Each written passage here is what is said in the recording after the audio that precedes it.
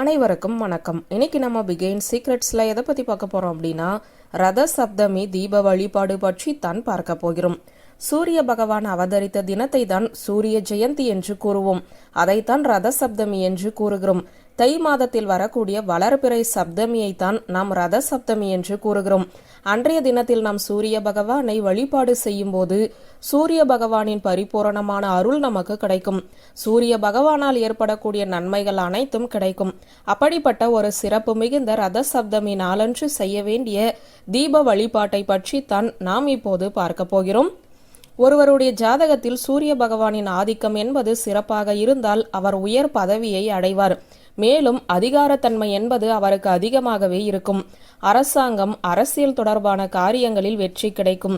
ஈடுபாடுமே அதிகமாக இருக்கும்.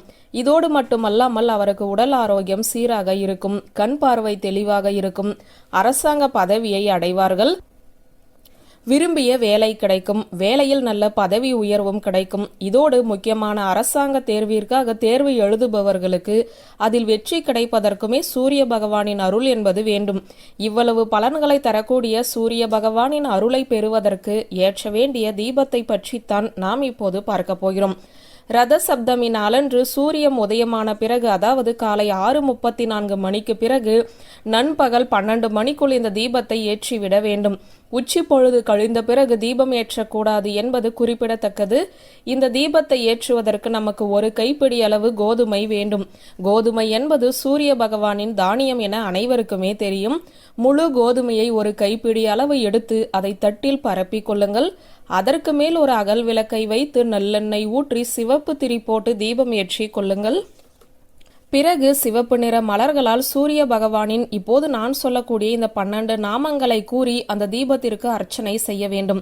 இப்படி அர்ச்சனை செய்து முடித்துவிட்டு உங்களுக்கு எந்த காரியம் நடைபெற வேண்டும் என நினைக்கிறீர்களோ அதை சூரிய பகவானை நினைத்தவாறு கோர வேண்டும்.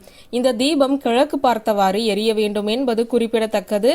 மறுநாள் காலையில் இந்த கோதுமையை எடுத்து பறவைகளுக்கு தானமாக தந்து விட வேண்டும். இயன்றவர்கள் கோதுமை மாவினால் ஏதாவது ஒரு நெய்வேத்தியத்தை செய்து வைத்து இந்த வழிபாட்டை செய்தாலுமே இன்னும் அதிக பலன் கிடைக்கும். இப்போது சூரிய பகவானின் நாமங்களை பார்த்து விடுவோம்.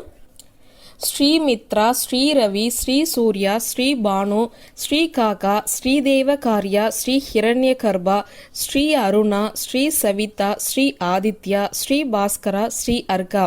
இந்த சூரிய பகவானின் பரிபூரணமான அருளை பெறுவதற்கு இந்த எளிமையான தீப வழிபாட்டை நண்பகல் 12 மணிக்குள் செய்பவர்களுக்கு சூரிய பகவானின் அருளால் அனைத்து விதமான நன்மைகளும் அவர்களுடைய வாழ்க்கையில் உண்டாகும் என்ற தகவலை சொல்லி இந்த வீடியோவை நிறைவு செய்கிறேன். நன்றி, வணக்கம்.